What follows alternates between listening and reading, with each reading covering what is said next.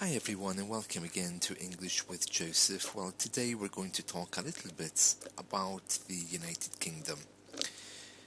The United Kingdom is a very diverse place which consists of four very separate kingdoms.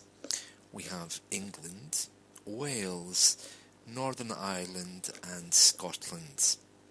How each of these countries came together to be part of the UK is a very long story. What I can tell you though is that in different parts of the UK we have some very different laws. Let me give you an example. Scotland and England were two very distinct and two very different countries. Until the 17th century, Scotland and England were always at war with one another, but then they decided that Scotland wasn't very rich and it would be better if they could create some kind of union. And that's exactly what they did. The King of Scotland came south to become King James I of England and King James VI of Scotland, and he took the throne in England. The royal family of Scotland and the royal family of England were cousins of each other. This is how the first part of Britain was formed. Scotland and England and Wales, the mainland, make up Great Britain. Great Britain is the main part that you see on the map. The United Kingdom is Great Britain and everything else, including Northern Ireland. Let me be clear on one thing. Scotland had and has always had its own laws. Yes, it's part of the UK, yes, it's within Britain, and yes, there's no border control because politically it's the same country, but culturally it's very, very different, and indeed legally it's very, very different. Let me explain. In Scotland you can marry younger. You can marry at age 16. In England you have to wait until you're 18 or else get your parents' permission. That's not the case in Scotland. Therefore, many young people like to run away from England to go to Scotland to get married. After all, they're politically British, as we all are, so you can easily cross the border, get married there, and then return. This is very common these days amongst Asians, young Pakistanis perhaps, who don't want their parents to choose brides for them, who want to marry women of their own choosing.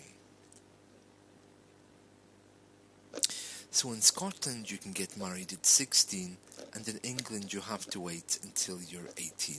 There is a place just over the Scottish border where you can go to get married. It's called Gretna Green, and it's ready to receive anyone who wants to marry there. And it's been very common for hundreds of years for couples to cross the border to marry.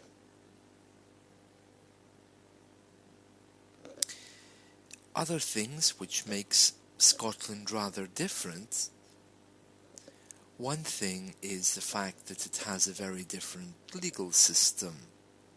In England, if you do a bad thing, you are guilty or not guilty, but in Scotland you are guilty or not guilty, or the verdict can be not proven, in which case you are free to leave. These are just some ways in which Scottish law and English law is very, very different. In Scotland, there's also another language called Gaelic, which my great-great-great-grandparents used to speak. It's a very old language now and is almost dead. It's nothing like English. For example, to say, "How are you?" you would say, "Kimmerahashiv." Kimmerahashiv. And it's a very interesting language. The Canadians are trying to restore it and bring it back because they kept it alive. And with all of the talk on Scottish independence, Gaelic is receiving a much better welcome than it did in the past. Again, Gaelic is flourishing. There's Gaelic schools appearing all over the country, something which never happened in the past. There's also road signs. Gaelic is an official language of the EU and is now protected not only by the Scottish government, but by the European government.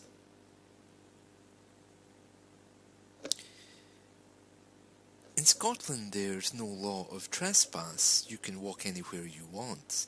The farmer can still ask you to leave. You could be damaging his property after all. But in England, they put up signs everywhere saying no trespassing, do not enter. They're not allowed to do that in Scotland.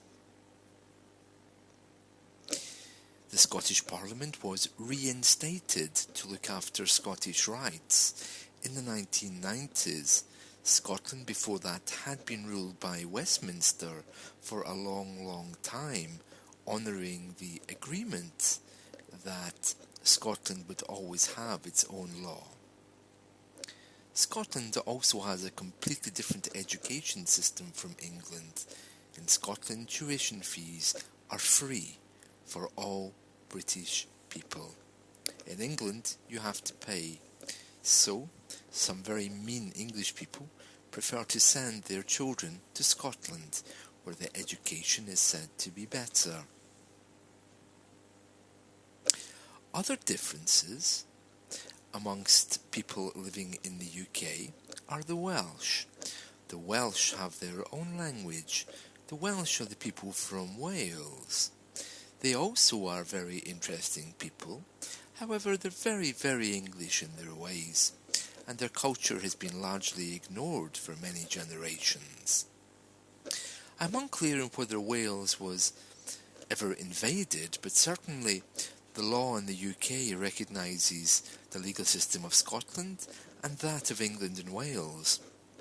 So it would suggest that England and Wales have a very similar system, if not identical.